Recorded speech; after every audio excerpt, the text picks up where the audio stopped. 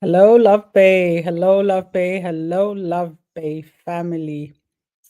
This is the Mental Health Hour. I'm smiling because the sun has been shining for like 2 days. The temperature is still not so great. Today, I think we hit 11 degrees. So I'm hoping this means we have spring, spring, spring. So I'm really excited to spend this next hour with you here on the Mental Health Hour, check in with each other, and continue to grow, continue to self care. So, welcome to the Mental Health Hour. I'm Dr. Tapo. I am your host over the next hour, and we're talking mental health. Before we get into it, a disclaimer: this is for information, this is education. It does not replace your licensed or registered therapist, physician, nurse, social worker, addictions counselor. So please use this next hour to educate yourself and others. So call your friends, call your people, let them know Dr. Tapo is on the Mental Health Hour and it's time to have some serious discussions. Over the last few, I'll say, couple of months, we've been talking addiction, all things addiction. So we started off by looking at what is addiction as a mental health disorder. We looked at some common signs and symptoms that you'll find across different types of addiction. We talked for like 3 weeks, I think, on alcohol addiction or alcohol use, misuse, and alcohol dependence, and everything related to alcohol addiction. So we've been talking about addiction. 437-778-3299, 437-778-3299 is how to get in touch. I love reading people's texts, calls, messages. We are on WhatsApp, country code 1. Like the US, we share the same country code, though not the same attitudes. So this is me being Canadian. If you've been following global news wherever you are, Canada and US are in a tariff war. And I have to say this as a Canadian, I am just loving the patriotism out there. I did not know that Canadians could be this patriotic. It's honestly lovely to see, honestly, because sometimes, you feel like, I mean, what's up with Canadians? But I am like, when the whole Kendrick and Drake thing was happening, Canadians let Drake down. I have to say it. But this war is real. It's impacting lives, it's impacting businesses, and Canadians are not backing down, and we should not be backing down. So, Canadians listening to me, I'm loving the patriotism. Keep it going for Canada. Okay, let the Canada goose peck at the eagle. The goose will win. Okay, so get in touch. 437-778-3299, 437-778-3299, or email infolovebay@gmail.com, infolovebay@gmail.com. Today, we're still on the topic of addiction, but we're moving on to marijuana. But before I move on, I heard there's a group of gentlemen in St. Vincent at Bernard Rum Shop in Montrose, St. Vincent. So to Samuel and the dudes at Bernard Rum Shop in Montrose in St. Vincent, I understand you tune in to the Mental Health Hour. And you listen all about alcohol and alcohol addiction and everything else we talk about on the Mental Health Hour. I just wanted to say hello, hello, hello to folks out in St. Vincent at Bernard's Rum Shop. Bernard's Rum Shop. I mean, okay, Bernard's Rum Shop, we're talking about addiction today. We talked about alcohol addiction. We talked about how to kind of limit your use of alcohol. You know, we say drinking alcohol, but the reason why we use the word use is because it helps clarify a few things. We drink water, we drink juice, we drink all sorts of liquids, right? We drink tea, coffee, all that. But why do we say use or misuse or abuse of alcohol? Because a lot of people reach for the bottle as a crutch, as a way of avoiding life and the hard things in life, as a way of self medicating, as a way of trying to cope with hard things in life.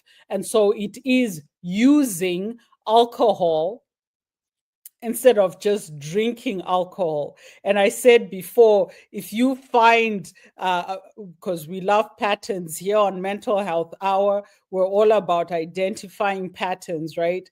And one of the things that I said to look out for is when you're feeling stressed, when you're feeling bored, when you're feeling anxious, you're feeling angry, you're feeling something, and your immediate response is, I need alcohol or I need a drink. That is why we say the use of alcohol. It's not just drinking, people are using it in ways that we should not be using it. If you can't cope with stress, with life, with marriage, with work, with whatever, alcohol is not your solution. And yet, a lot of us, unfortunately, reach for the bottle. And so we don't just say drinking alcohol, it's really about the use of alcohol. And one of the things I've pointed out, and I will keep pointing out, is with addiction, you can't say, just stop drinking or just stop doing this. We say it's addiction because it is a mental health disorder, it is mental illness, and it is when a substance, it could be alcohol, it could be an opioid, heroin, cocaine, whatever, but or a behavior like gambling, like shopping, like pornography, like sex addiction, like food addictions, when a substance or a behavior takes control. And as much as you want to stop, you want to change, you can't, not without help and support. That's how you know you're addicted. And I've shared with you, like sometimes in therapy, you'll have people, I'll ask, like, how often do you drink? And they're like, oh, I'm just a social drinker. And then I'm like, okay, and how many times do you socialize per week? And they're talking about every night we go to the pub with my friends. And yet you're minimizing it as I'm just a social drinker. People who can't go to a party and enjoy a party because they're sober, they need to be drunk to enjoy something. That's using, right? Using alcohol, using marijuana, using meth. And today we're focusing on marijuana. Topic: puff puff, why marijuana can be harmful. Sorry, why marijuana can be harmful. Because we know it's legal, just like alcohol is legal in a lot of countries, and yet it is not necessarily good for you. Something being legal does not translate to why else would they have made it legal? Why else would you be able to walk into Walmart, into the grocery store, and buy alcohol? There's nothing wrong with that. But just because it's legal and available does not mean it is good for you. So we're exploring marijuana and addiction, and we're saying what exactly is the truth about marijuana. What is the truth? We want to bust myths and look at what's true and what's false. And here's how we're going to start with a quick quiz. Let's see how much you know. If you've been listening over these last few weeks, let's see how much you know. But I think this is also a good way for some of this information to stick, because I really, really need for it to stick. I really, really need for it to stick. So listen carefully, pay attention, take notes, discuss with your friends. And I always say this: if you are a parent and you have a child in university or college, do not assume. I cannot tell you how many children raised in church, raised in this certain way or whatever, but when they go away to college or university, it's a whole different culture. And some of them get caught up in behaviors that are dangerous for them. In behaviors that are dangerous for them. So here are some true or false. So, true or false, the most common addiction worldwide is marijuana. Do you think that's true or false? Marijuana is the most common addiction worldwide. What are your thoughts? And the answer, because I know you're all Googling and going on your AI, and you're all probably on the internet already. That's why I won't give away any prizes for this quiz. So, the most common addiction worldwide is actually nicotine. So, cigarettes, nicotine, tobacco, nicotine, that is the most common addiction. Again, this is an example of something that is legal but not good for you.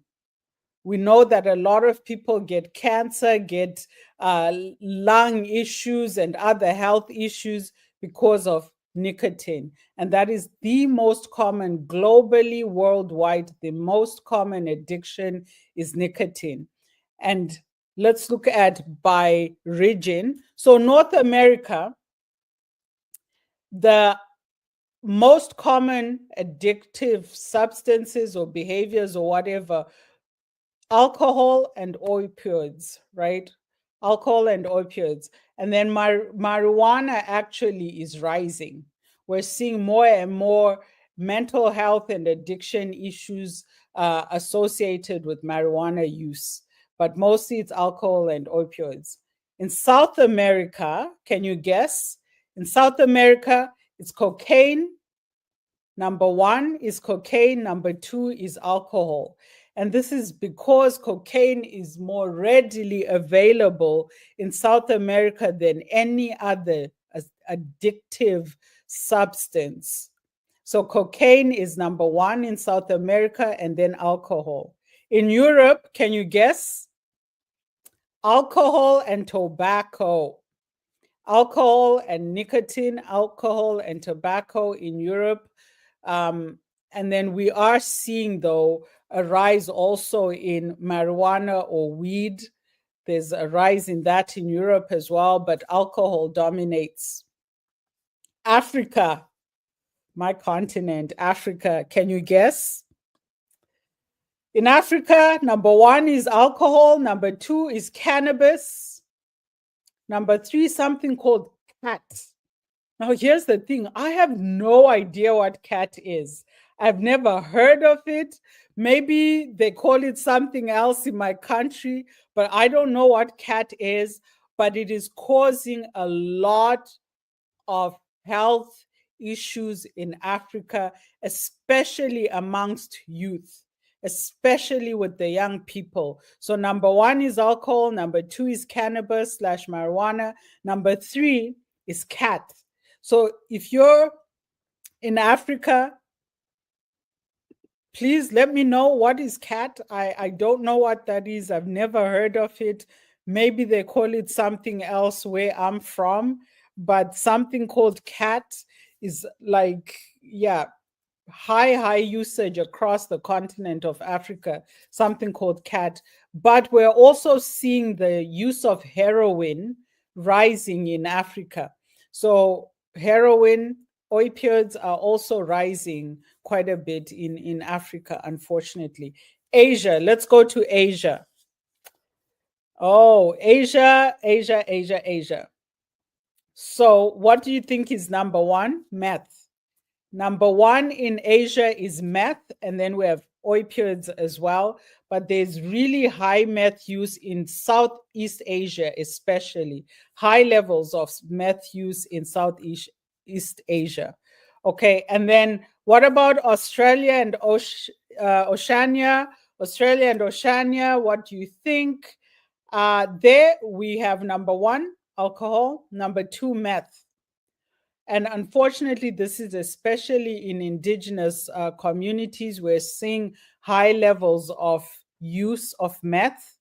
And that might also have something to do with the geographical proximity of Asia and Australia. But we're also seeing a lot of alcohol and meth in Australia, especially Australia and Oceania, which includes like New Zealand and some of those islands. And we're seeing high usage in indigenous communities. But globally, the number one is nicotine, number two is alcohol, and number three is opioids. So this is what it's looking like on a global scale. A lot of alcohol use. And so again, be warned, be forewarned if you have not fallen into that trap. Like, just really, really think about what it could do to your life. I've said this before that sometimes, like, there's three or four of you, and you all indulge in the same behavior, but only one completely loses control and gets addicted. And this can happen for a number of different reasons. So let's be aware. It's really, really important that we are aware that addiction can touch anyone. You don't have to be unhoused or homeless. You don't have to be uneducated or too educated. Like, I speak sometimes about how when I was in grad school, so many of my peers, of my colleagues in grad school, were using prescription drugs. And not that they went to the doctor, but these things can be like on campus. Drug dealers are rife on campus.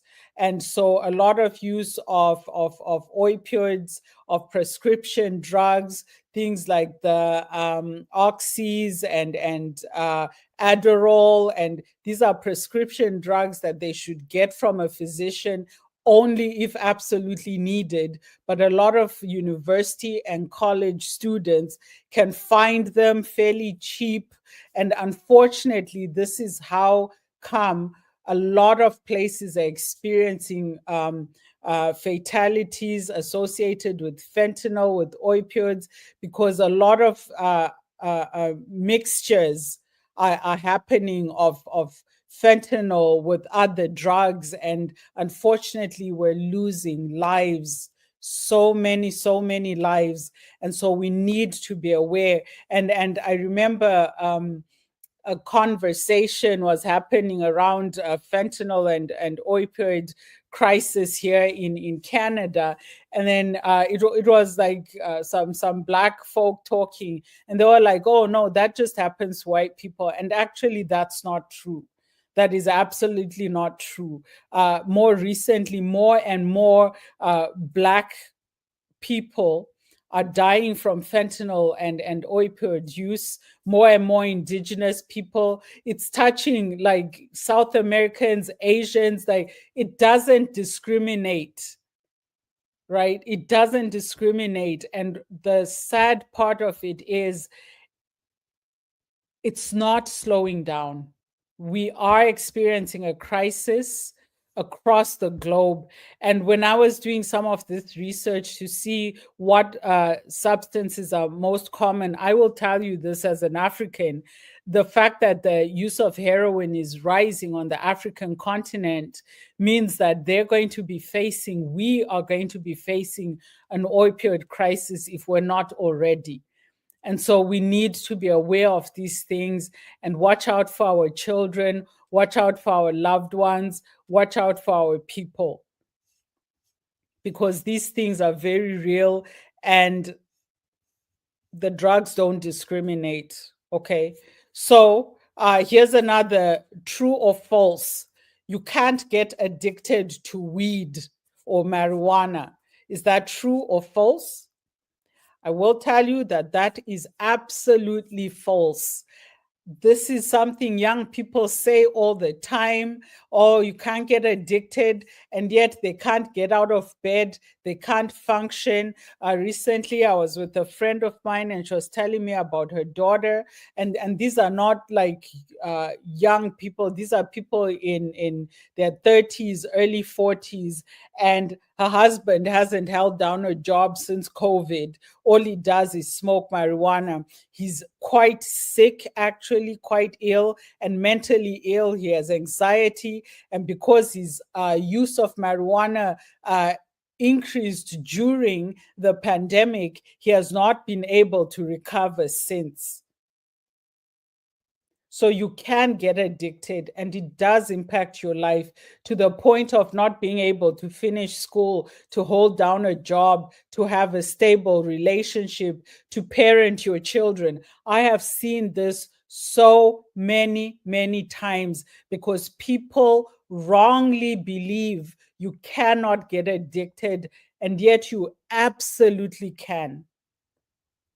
17% right now, 17% of people diagnosed with what is called cannabis use disorder or CUD, 17% are teenagers diagnosed, which means they went to see a physician who examined them, who assessed them, and said, "You are addicted to marijuana." 17% are teenagers per year of people diagnosed with cannabis use disorder, and it is rising. So, weed, like I said, it can increase your anxiety, it can impact your depression, your emotional stability, it can impact your life in so many ways. You can be a rising star, but once you start, you can't stop, right? Here's another true or false. Marijuana is the same yesterday, today, forever. Marijuana today is the same as what our parents smoked. Is that true or false? I'll tell you it is false. Today's strains, like here in Canada, where it's legal, you can walk into your corner store and there's like a marijuana store like on every corner. It's ridiculous. I'm telling you, it's absolutely ridiculous. St. Catharines, for example, has a population of less than 300,000, but I can assure you we probably have 20 or 25 more than marijuana stores across the city. That is how bad it is. So today's strains have 20 to 30% THC. THC is that substance within it that basically makes you high. And in the 60s, 70s, marijuana or the THC was only 2 to 4%. So we've gone from 2 to 4% to 20 to 30%. And I was listening to a program, and I think I shared this before.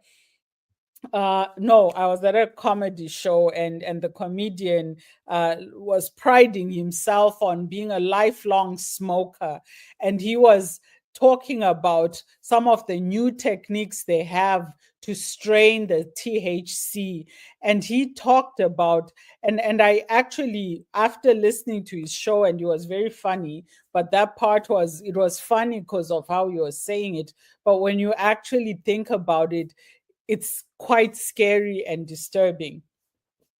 But you can actually find some products with up to 72% THC. And people don't just smoke it like they used to, they now use different instruments.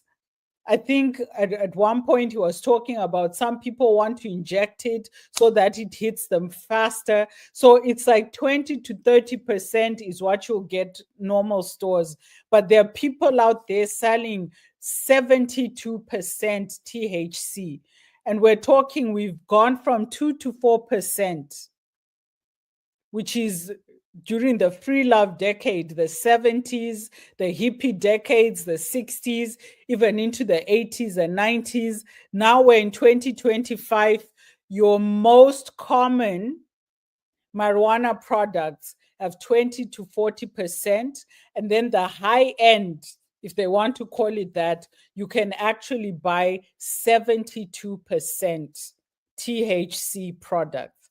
Now, going back to you can't get addicted. Maybe you couldn't get addicted when it was only 2%. But if you're out there and you're using 20 to 40 to 72%, your mental health is definitely at risk because it is not the same. Higher THC levels means higher addiction risk and the withdrawal symptoms. Remember, last time I talked about withdrawal from alcohol, but it's the same with marijuana. Like people think I can just stop.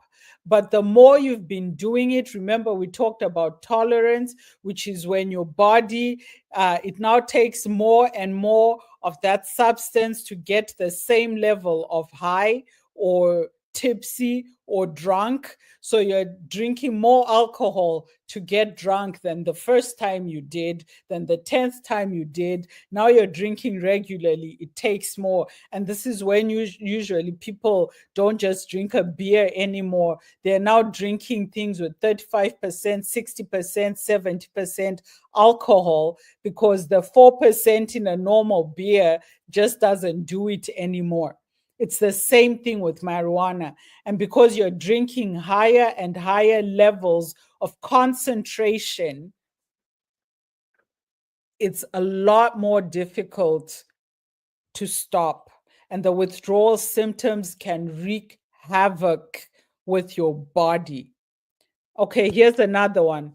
Is it possible to overdose on weed? So the question is, you can't overdose on weed. Is that true or false? You can't overdose on weed. Is that true or false? False. You absolutely can overdose on weed. Now, not fatally, as in you might not die, but your body will definitely suffer. And I'm not talking you'll just sweat a little and have some chills. People actually end up in the hospital for periods of time because of marijuana use. So you can overdose. Why? Because, like I said, the concentrations are a lot more lethal than what people used to smoke in the past. And here's the other thing, because people are experimenting so much, some strains are found to have been chemicalized. So you're actually not just smoking the grass as you might think, but there are other chemicals mixed into a lot of these marijuana products. There are a lot of things that are supposed to make them more potent, make them last longer, all of this. Because once you start farming something commercially, that is capitalism. Once you start farming something commercially, you want to make a profit, you're going to start experimenting with how can I make more money with less.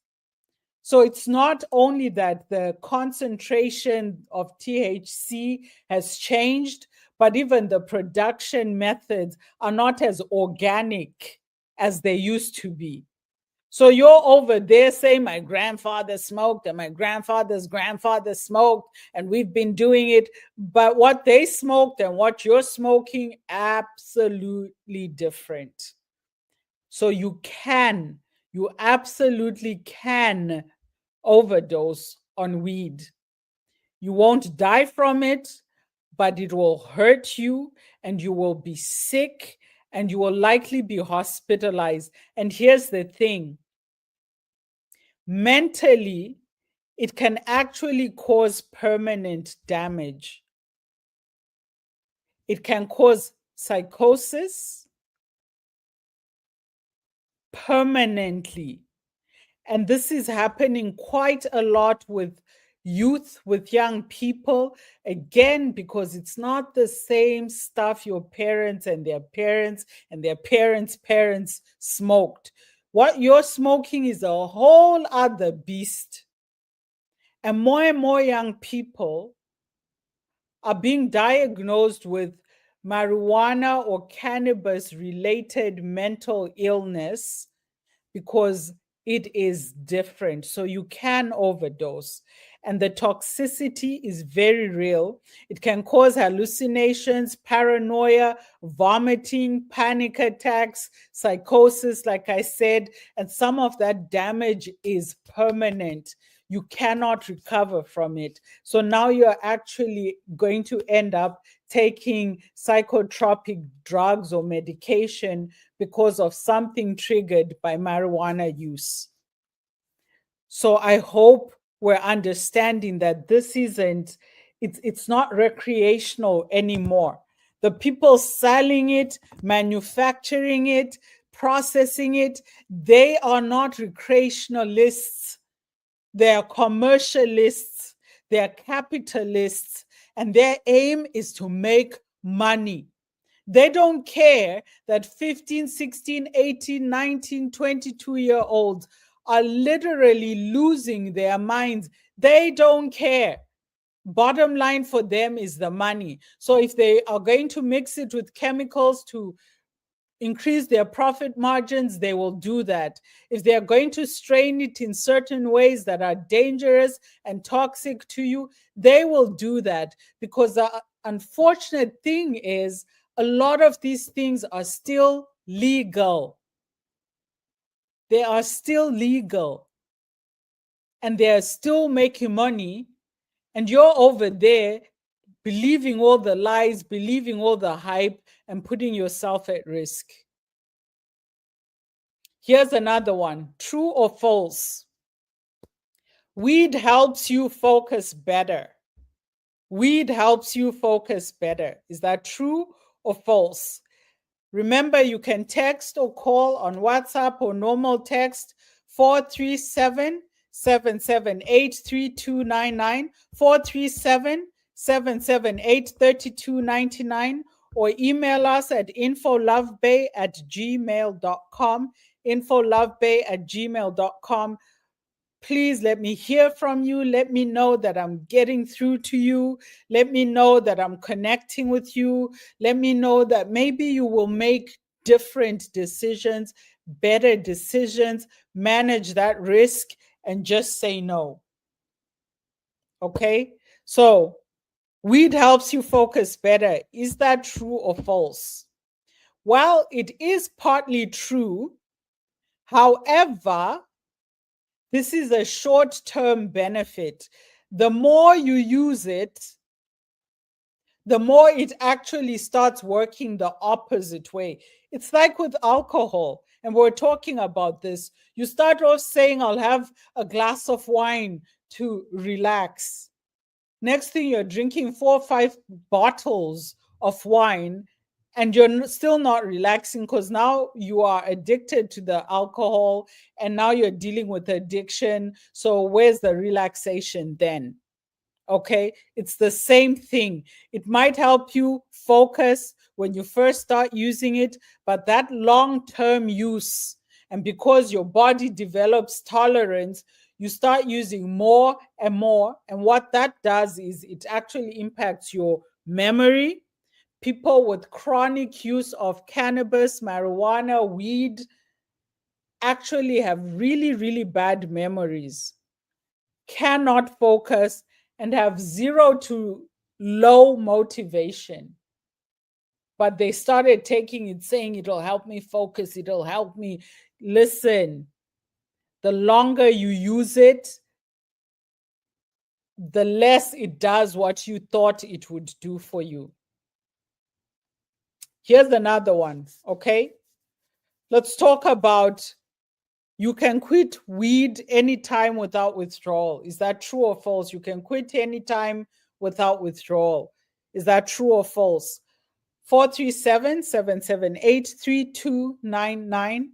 Text on WhatsApp, send us a message, tell us where you are, that you're listening. What are your thoughts? What are your questions?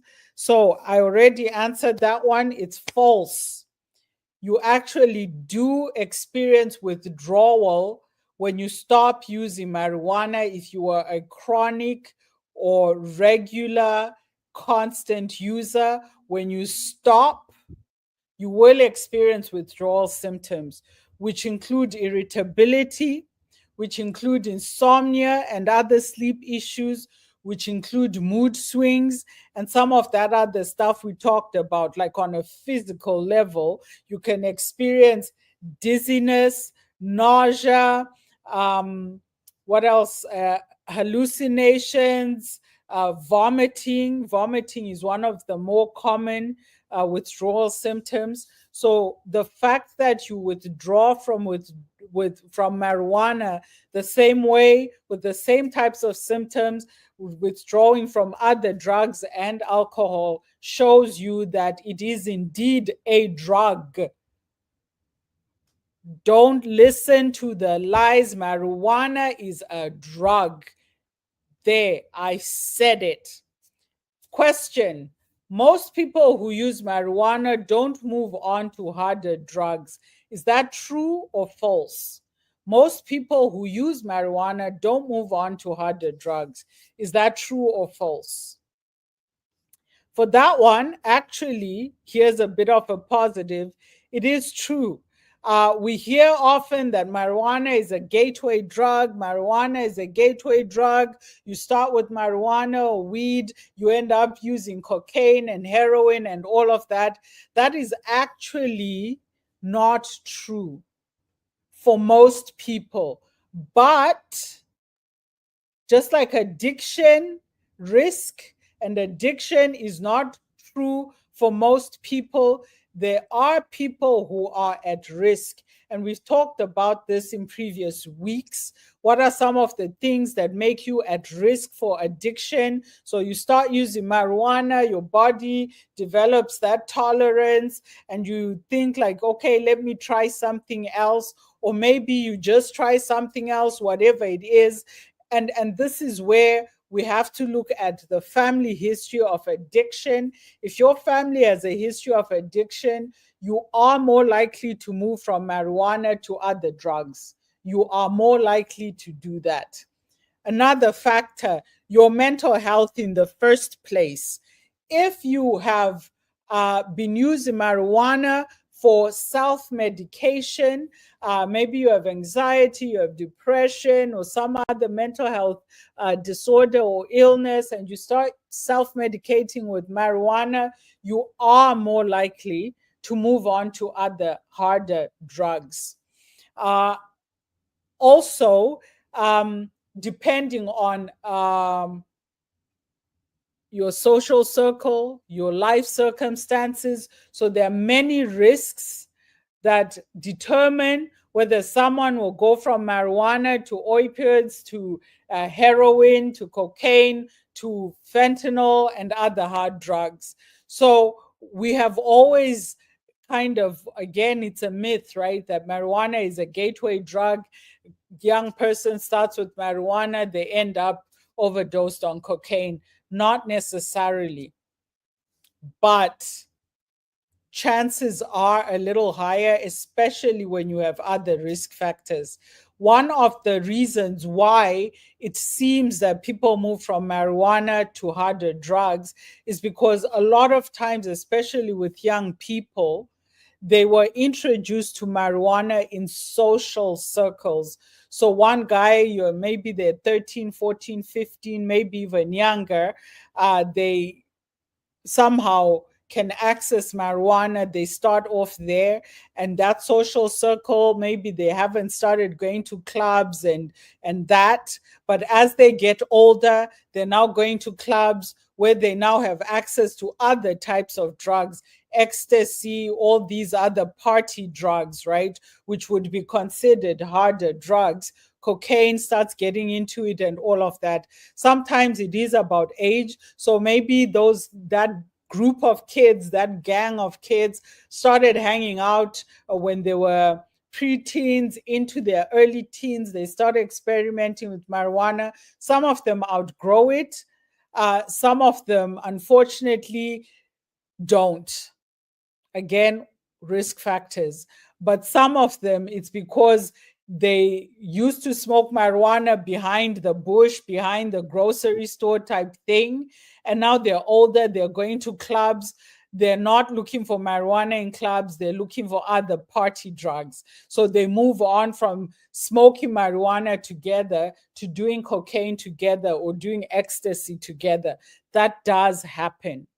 But it is not a given that if young people start on marijuana, they will finish on cocaine or heroin or whatever it is.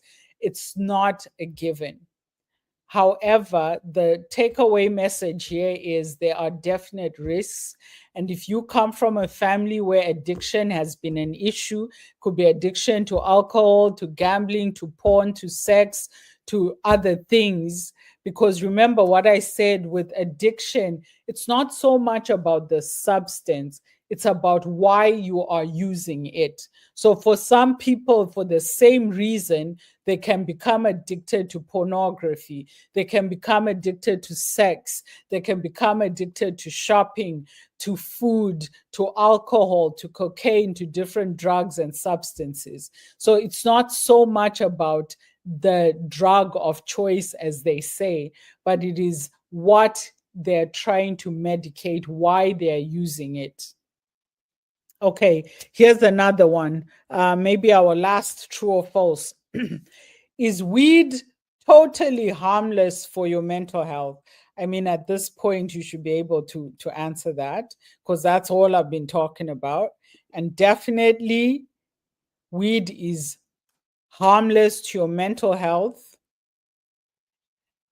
and long-term use increases anxiety, depression, psychosis, right? We've talked about that. So it is real, it does happen. Weed is not harmless. It is not harmless. Okay, so how many of you could answer those questions? How many myths did we bust? 437-778-3299. Okay, so how does weed affect your mental health? This is important. I know, I think it was last year, towards the end of last year, I was talking about the central nervous system. I was talking about your body and hormones and all of that. We have dopamine and serotonin, and how these hormones impact your mental health, your moods, and all of that.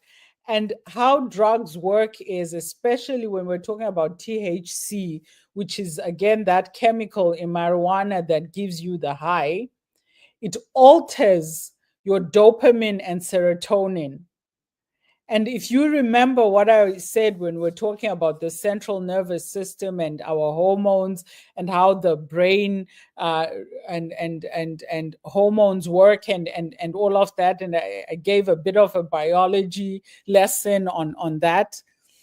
Dopamine and serotonin are just a couple of the hormones working in your central nervous system, which includes your brain and all of that, right?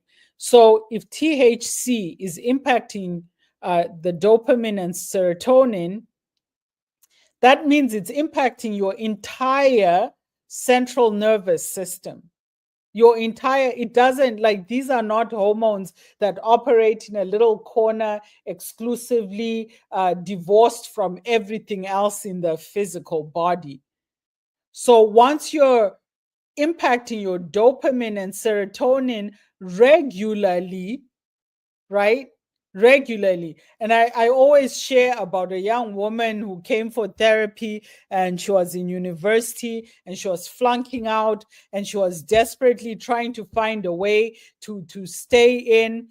And the thing was, in the morning, the first thing she actually said to me, I cannot get out of bed until I've had my first joint. So first thing she does, some of you, first thing you do is go on TikTok and Insta and all of that. Some of you, first thing you do is read the Bible. Some of you is pray. Some of you is poke your partner in bed. Some of you, I don't know, turn on the TV, the radio, whatever. We all have something we do first thing when we wake up. Some of us, it's make a cup of coffee. For her, she has to smoke because she cannot get out of bed. And then what she was finding was she couldn't get out of bed. It used to be, I can't smoke, I can't get out of bed until I've smoked. And then it became, I can't get out of bed because I have smoked. At night, before she sleeps, she smokes again. She said, I started taking it so it could help me sleep. Now I can't sleep because I've smoked. So these are the impacts that we really need to be aware of. Like I said, it starts off solving some problem that you said to yourself, if I smoke or if I do this, it will take care of that. But it has the opposite impact. And that's what was happening with this young woman. So it impacts your mood, it impacts your motivation, it impacts your emotions. So dopamine, serotonin, naturally occurring hormones, chemicals in our bodies, and you're smoking marijuana and it is directly impacting your dopamine and serotonin, which means it's impacting your body. And the longer you're doing that, the worse it becomes, because it is essentially, especially, I have to really, really stress this again, for young people, because your bodies and your brains are still developing. For some, I think even into your early 20s, you're still developing. And you've started hitting that developing body and brain with weed regularly. It's going to change your brain structure. It's going to change how your body functions. Sometimes irreparably, you cannot go back. So we really, really, really need to stop buying into this that weed is harmless, it's legal, it's what our grandparents used to smoke and all of this. None of that is true anymore. It is not true anymore. And again, I will say this, especially in countries like Canada, where it has been legalized, but even in places where it hasn't, it is commercialists, capitalists who are farming and creating these products. For them, the bottom line is money. They're not saying, I want to plant 30 acres of marijuana to help all the young people who are stressed. That is not their motivation. So what makes you think they will bring something that is safe for you? They're not sitting there in their boards counting their stacks of moolah, saying this is really good. We made 3 million profit, but more importantly, we helped Jason at high school in St. John's relax. They don't care about you. They do not care about you. You must care about you. And the first thing you need to do is be well informed. Marijuana, especially in these high concentration levels, changes your brain development. And it leads to long-term mental health risks. Long-term, as even in your aging, it can impact you throughout your lifespan because you started smoking when your brain was still developing. So please understand, it is not the same anymore. What we have today, these are commercial products.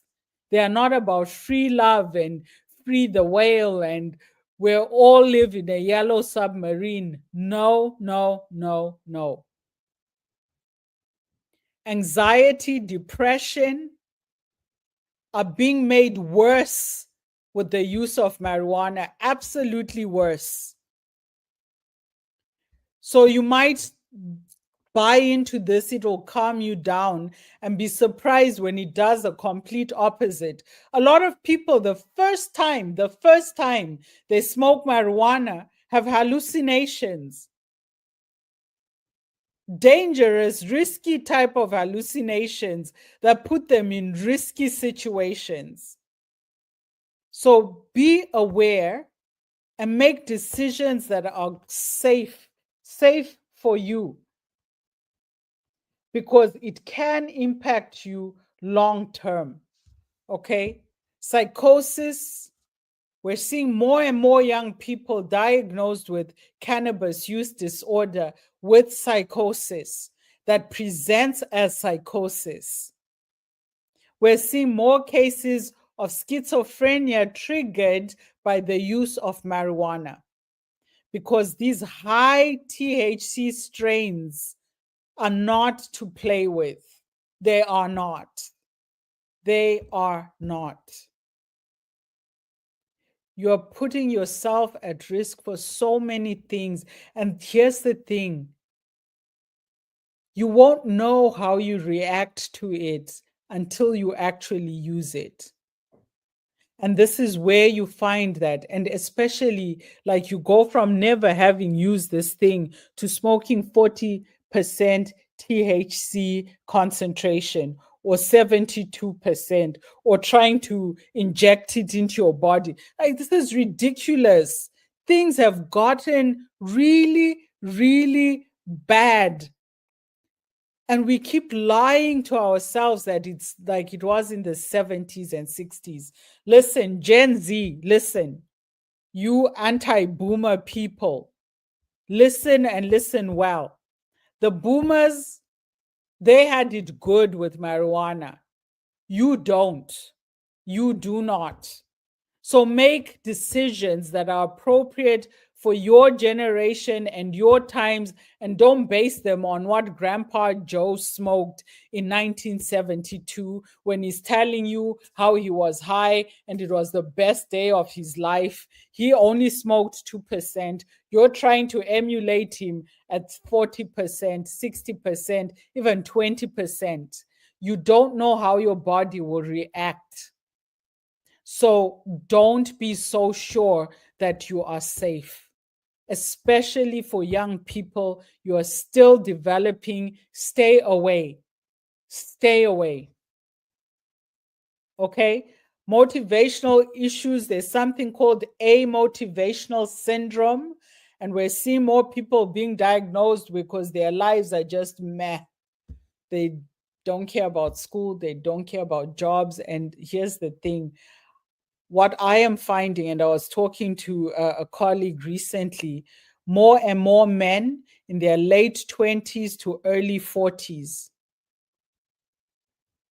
are suffering from mental health, are unable to hold down a job, to look after their offspring, to have stable lives because of mental health and addiction.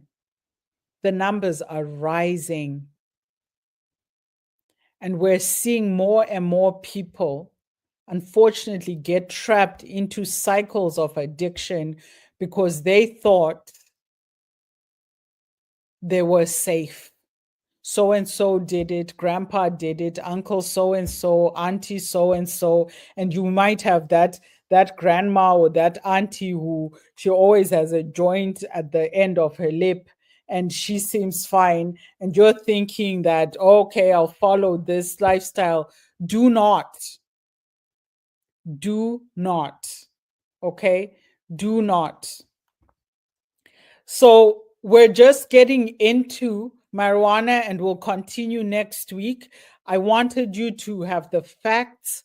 Next week, we'll look at how to withdraw, how to free yourself from addiction. And we have a couple of questions here from Toronto and London, Ontario. So the first question is from Toronto, and this listener says, "Hello, doc. Which is more dangerous, alcohol or ganja?" Yeah. Man, it makes me feel like I'm not getting through to you. Okay, so what is more dangerous? It depends.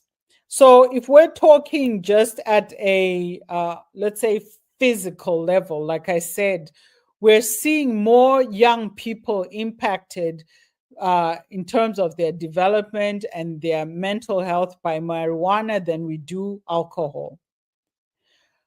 It might be because of the way the THC acts on, like we said, that dopamine and serotonin. It might be why marijuana can be, especially if you have a higher risk, can be considered more dangerous. The other thing is, most people don't do marijuana or smoke marijuana and drive, whereas we see a lot of people get hurt fatally, killed in accidents and stuff like that from alcohol use. We also don't see as much violence, GBV, IPV, which is intimate partner violence, or gender based violence based on marijuana, but we see higher rates of violence associated with alcohol use. So, again, it depends on what we're looking at, how we are measuring things. Behaviorally, you might say alcohol is more dangerous, mostly because people will act out physically, violently, all of that on alcohol. They might not do that on ganja, weed, marijuana, whatever you want to call it. At the same time, because of that risk of hallucinations, paranoia, psychosis, someone can get hurt or injured because they were hallucinating or paranoid or had psychosis because of marijuana. So you can't really, it's almost a little bit like comparing apples and oranges. I mean, both of them have juice, both of them are fruit, but at the end of the day, they impact the body a little differently, right? It's the same thing with alcohol and marijuana. So you can't really say this is more dangerous or that's less dangerous. These are both addictive drugs. These are both things that can impact your physical and mental health. These are both things that young people, especially youth, teenagers, have to abstain from for as long as possible because we don't know how they might react. So I hope I answered your question. To our listener in Toronto, David in Toronto, thank you so much for getting in touch. And then we have our listener in London who says, how can I free myself from my addiction of marijuana?